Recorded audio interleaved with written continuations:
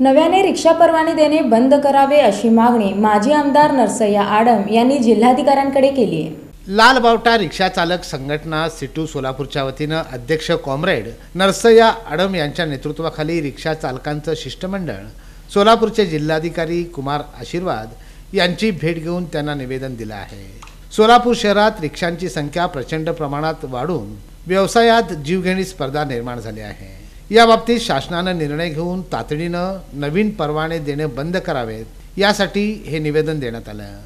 परिवहन कार्यालयाकडून विहित कालावधीत कामे पूर्ण करण्याऐवजी कामात जाणीवपूर्वक विलंब केला जातो याकडे जिल्हाधिकाऱ्यांचं लक्ष शिष्टमंडळानं वेधून घेतलं। यावेळी जिल्हाधिकाऱ्यांनी सकारात्मक निर्णय घेण्यात येईल असं आश्वासन दिलं। या शिष्टमंडळात सलीम मुल्ला, आरिफ मनियार, अनिल मोरे, रफिक पिरजादे, कमलाकर वाघमारे, विनोद फुले, मनसूर पठाण, आरिफ तारकश यांच्यासह रिक्षा चालक मोठ्या संख्येने उपस्थित होते। सोलापूर शहरामध्ये प्रचंड रिक्षा झालेल्या आहेत। सध्या त्यांना ग्राहक मिळणं मुश्किल झालेलं आहे। अशात नवीन परवानगीचं शासनाने जी भूमिका घेतलेली आहे त्यामुळं अर्धपोटी राहण्याची पाळी आलेली आहे।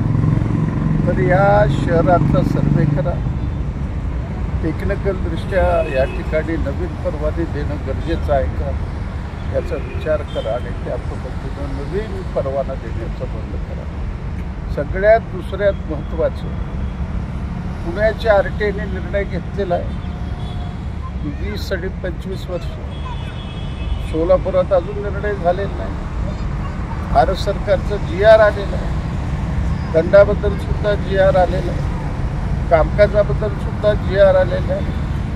RTO ऑफिस म्हणजे नुसतं दलालाचं सुळसुळाट झालेला आहे। आणि अशाच पद्धतीनं असे एक दिवस सगळ्या रिक्षावाल्याला घेऊन RTOचं ऑफिस बंद केल्याशिवाय मी गप्प बसणार नाही।